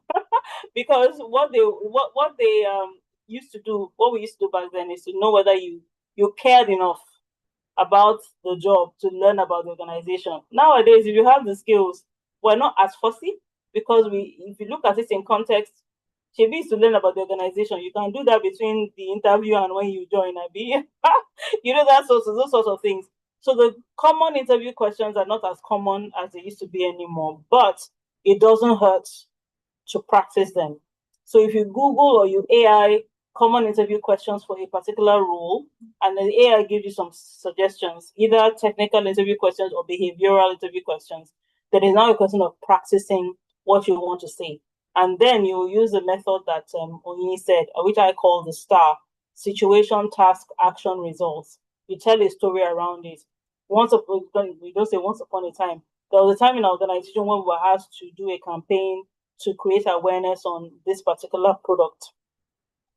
That's the situation, because we observed that the sales for a particular product were dropping. So that's the situation. So the task was to create a campaign to create awareness about that product. That's the task. The action was, what were the steps that you took? You did A, you did B, you did C, and then the results. The products, the sales for products increased when we realized that there was a particular component or whatever that our competition had done a better job doing. So all we did was to tweak it and whatnot, and suddenly our sales increased. I don't know if that's helped you, Joshua. So essentially, what I've said is, practice makes perfect. Know what it is that you want to say. Have the cues that will help you to sort of lead you into the next thing. When you're introducing yourself, focus on the skills that they want to hire you for. Talk about how you demonstrated those skills over your career, and then use the STAR methodology to contextualize whatever question that they're asking you, because what they want to see is that you've done it before and you can do it again. Thanks. All right, thank you very, very much, Mrs. Oluwatoyin, for that answer. I'm sure, based off of everything we've discussed in class, we've been able to get overall a very insightful session on how to walk down the path of writing our CVs and eventually what to do to get the edge in terms of getting jobs. So for those of you that are still in school, right, so please take advantage of that. And even those that are in between jobs or who are just starting out in their career, please try as much as possible to take advantage of everything our mentors have shared. I'll be sharing the presentations we have here with us, so you can always go through it and use it as a guide when you are making your applications. So thank you once again to our mentors. We sincerely do appreciate. So back to just before we go, right? We'll be taking our pictures for our final class. Right, so please let's kindly turn on our videos for those who have lighting in their background so that we can take our pictures and then call it a day. Okay. So I'll just give us 1 minute to do that. Let's quickly take our pictures. Let's turn on our videos. I can see we have a number of us who are doing that already. Thank you, everyone, as you comply. Okay. Thank you, Miss Oluwatoyin. Thank you, Oyin Kasola. All right, so I'm taking the pictures now.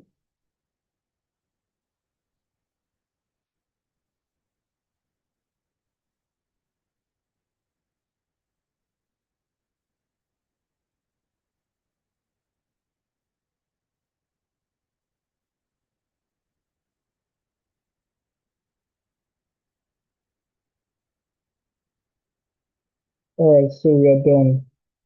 We are done. Thank you, everyone. Thank you, everyone.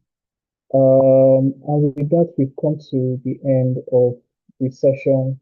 Thank you, everyone, for making yourself available to class.